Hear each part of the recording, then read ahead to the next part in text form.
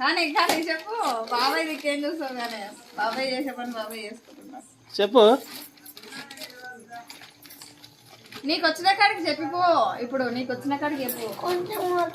కొంచెం కాదు 2 పద్యాలు చెప్పినావు అక్కకి. ఆ పద్యాలు చెప్పిపో. ఎన్ని వస్తాయి? ఎన్ని నేర్చుకున్నావు? చెప్పురా. అల్పుడెప్పుడు పరకు నాడంబరం కానీ అది నేర్చుకున్నావు. ఉప్పు కప్పు రమ్మ నేర్చుకున్నావు. చెప్పు. చెప్పు. చెప్పు. ఏడో ముక్కుల శివుని తీసుకొని కళ్ళలో నీళ్ళు తుడుచుకొని చెప్పు. మంచిగా నీట్గా చెప్పాలి.